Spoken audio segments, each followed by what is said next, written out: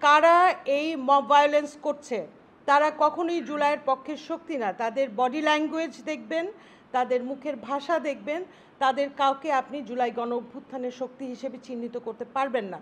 তাহলে গোয়েন্দা সংস্থা নিশ্চয়ই জানেন কারা করছেন।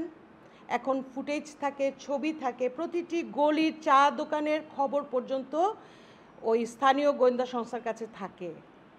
তার মানে কি ওনাদের কাছে আছেন।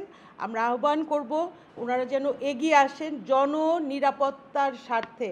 আমরা কোনো ধরনের লগি বৈঠার রিপিটেশন দেখতে চাই না, কোনো ধরনের গণধোলাই দেখতে চাই না, এবং আজকে রাত থেকেই যেন ওনারা বিশেষ ব্যবস্থা নেন। না হলে মানুষ কিন্তু মব ভায়োলেন্স যারা করছে তাদেরকে খুঁজবে না, সরকারি সংস্থাগুলোকে আমরা খুঁজবো। এখন থেকে সরকারি সংস্থাগুলোর কাছে আমরা গিয়ে দাঁড়াতে বাধ্য হব। সরকারের একটা দ্বিচারিতা ভূমিকা পালন করছে, বিশেষ করে গত কয়েক মাস ধরে। আইদার আপনারা বলেন যে হ্যাঁ আমরা নির্বাচন দিয়ে সরে যাব। দেখেন, ঐকমত্য কমিশনে একটা বড় প্রশ্ন হচ্ছে যে কোনো পক্ষই শান্তিপূর্ণভাবে গণতান্ত্রিক উপায়ে ক্ষমতা থেকে বিদায় নিতে চান না। এই কারণেই যত অঘটন ঘটে, যত আয়নাঘর তৈরি হয়, যত ক্রসফায়ার গুম খুন হয়। তাহলে ডক্টর ইউনূসের সরকার শান্তিপূর্ণভাবে ক্ষমতা হস্তান্তর করে চলে যেতে চাইছেন না কেন?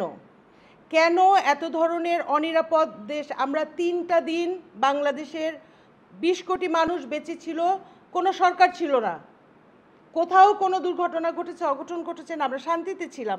যত দিন যাচ্ছে আমরা অনিরাপদ বোধ করছি, কারণ কারো হুকুমত নাই এই সরকারের উপরে। অবিলম্বে নির্বাচন দিয়ে নির্বাচিত প্রতিনিধির হাতে ক্ষমতা হস্তান্তর করে অন্তর্বর্তী সরকারকে শান্তিপূর্ণভাবে মর্যাদা সম্মানের সাথে বিদায় নিতে হবে। এর আর কোনো বিকল্প আমাদের সামনে ওনারা উপস্থিত রাখেন নাই।